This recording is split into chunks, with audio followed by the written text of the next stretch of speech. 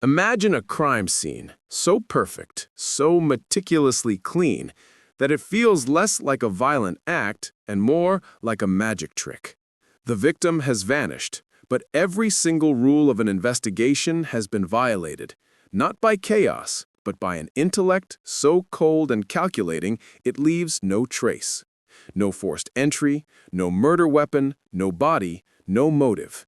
Just an empty, silent house and a single, baffled detective standing in the living room, his entire career flashing before his eyes, because he knows, deep in his gut, he is not looking for a typical killer.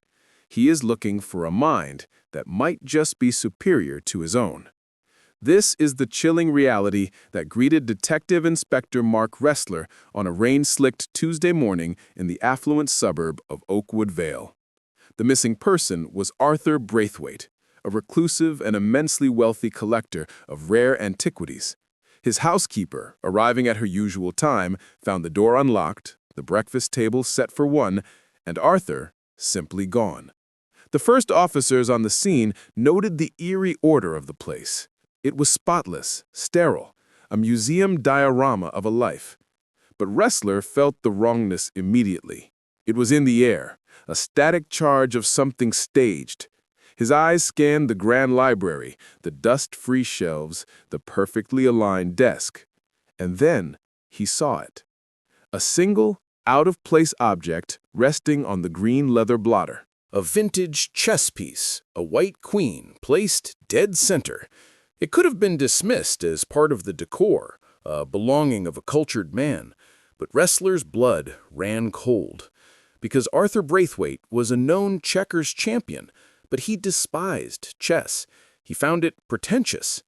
This queen was a message. It was an opening move, and the game had already begun.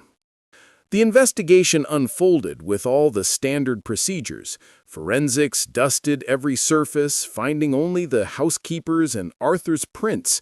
Financial records showed no unusual activity. There were no known enemies, no bitter family members, no disgruntled business partners. Arthur was a ghost in his own life before he became one in reality. The media, of course, feasted on the mystery of the vanishing millionaire, but as weeks turned into a month, the case grew cold. The file sat on Ressler's desk, a monument to his failure, and that white queen, now bagged as evidence, seemed to mock him from across the room.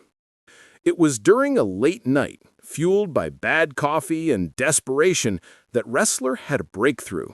He wasn't looking at the evidence logs, but at a map of the city. He noticed a pattern so subtle it was almost invisible. Over the past 2 years, 3 other men of high intellect and reclusive nature had been reported missing. A retired professor of theoretical physics, a master programmer, and a strategic board game designer. All their cases were classified as presumed voluntary disappearances, no foul play suspected. But Ressler's mind, now attuned to a different frequency, saw the connection. They were all masters of complex systems. They were all players of a grand, invisible game. The killer, for Ressler now knew with certainty it was a killer, wasn't targeting people. He was collecting worthy opponents. The White Queen wasn't a signature, it was an invitation to play. And Ressler, the lead detective, had just been drafted onto the board. He began to reinvestigate each cold case, viewing them not as separate incidents, but as chapters in a single story. He found a similar, seemingly innocuous token at each of the other scenes, missed by the original investigators. For the physicist, a small, polished lodestone. For the programmer, a single, pristine punch card. For the game designer, a black king from a jade chess set. The pieces were all there, a trail of breadcrumbs left by someone who was confident no one would ever be smart enough to follow them. Ressler assembled a small, trusted task force, and they worked in the shadows, avoiding the bureaucracy of the main department. They built a profile of their suspect, someone with an immense ego, a need for intellectual stimulation so profound that murder became his chosen sport. He saw himself as a grandmaster, and the city was his chessboard. The break came from the most modern of places, traffic camera data. By cross-referencing the timelines of all 4 disappearances and analyzing thousands of hours of footage, they found a common vehicle, a nondescript white van in the vicinity of each victim's home on the night they vanished. The van had fake, rotating license plates. It was the move of a pro. But everyone makes a mistake, eventually. The van was traced to a shell corporation, which led to a dead end. But the corporation's paperwork was filed by a lawyer, and that lawyer, under quiet pressure, revealed his client's name, Dr. Alistair Finch. Ressler's team dug into Finch's background, and what they found was terrifying. He was a former child prodigy, a polymath with advanced degrees in forensic science and criminal psychology. He had even consulted for the police department a decade prior, helping to profile serial offenders. He had literally written the book on how they thought. He had used that knowledge to become the perfect, undetectable criminal.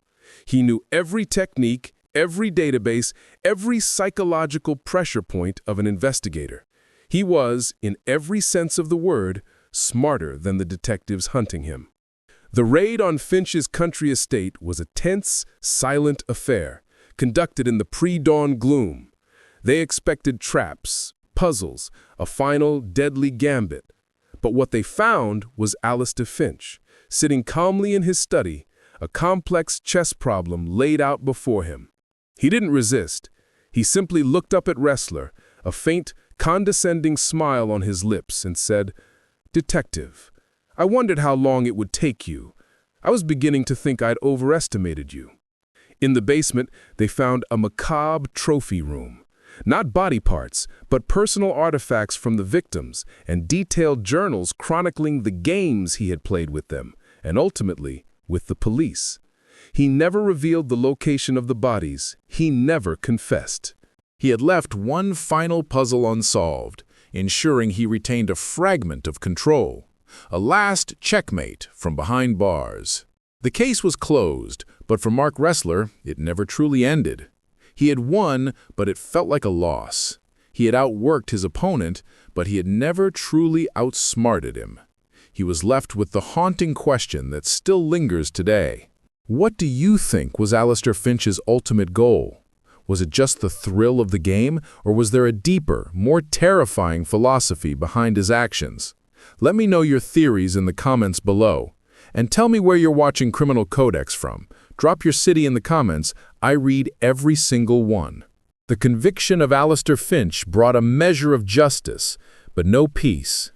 The mystery of the 4 missing geniuses remains, their final resting places a secret their killer took with him. It serves as a stark reminder that the most dangerous criminals aren't always the ones who rage against the system, but the ones who learn to master it.